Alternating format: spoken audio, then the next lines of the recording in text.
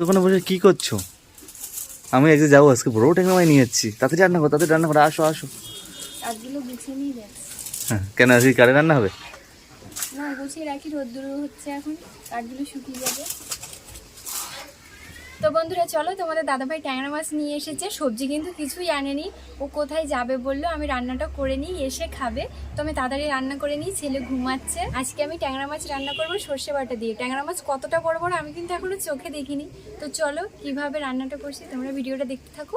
আশা করবো ভিডিও ভালো লাগবে। ভিডিও ভালো লাগলে অবশ্যই লাস্ট পর্যন্ত দেখো। ভিডিওটা দেখতে একদম মিস করো না। তো তোমাদের দাদাভাই এই যে দেখো বন্ধুরা, বড় বড় ট্যাংরা মাছ নিয়ে এসেছে, কেটে পরিষ্কার করে নিয়ে এসেছে, ধুয়ে নিয়েছি। দিয়ে দিচ্ছি হলুদ, লবণ আর হলুদ দিয়ে দিয়েছি। মাছের মধ্যে খুব ভালোভাবে লবণ হলুদ মাখিয়ে নেব। আর আজকে এই রান্নাটা কিন্তু খুব সহজে আর কম সময়ের মধ্যেই তোমরা বানিয়ে নিতে পারবে। এখানে কড়াই বসিয়ে কড়াই গরম করে নিয়ে কড়াইয়ের মধ্যে সর্ষের তেল দিয়ে দিলাম। তেলটাও খুব ভালোভাবে গরম করে নেব। তেল খুব ভালোভাবে গরম করে নিয়েছি, মাছগুলিকে দিয়ে দেব।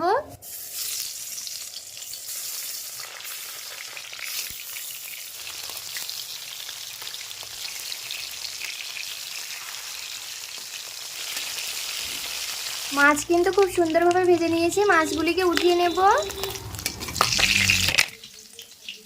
কড়াইতে তেলের মধ্যে ফোড়নে দিয়ে দিচ্ছি কালো জিরে, দিয়ে দিচ্ছি কাঁচা লঙ্কা, দিয়ে দেব অল্প লবণ, পরিমাণ মতো হলুদ, দিয়ে দেব সামান্য একটু জল। ঝোলের জন্য জল দিয়েছি আর খুব ভালোভাবে কিন্তু ফুটে এসছে। এবারে আমি মাছ দিয়ে দেব। মাছ দিয়ে দিয়েছি, হালকা আঁচে 2 মিনিট ফুটিয়ে নেব। খুব ভালোভাবে ফুটিয়ে নিয়েছি আর গ্যাসের ফ্লেমটা এবারে বাড়িয়ে দিয়েছি। এই পর্যায়ে আমি দিয়ে দিচ্ছি সর্ষে আর কাঁচা লঙ্কা বাটা।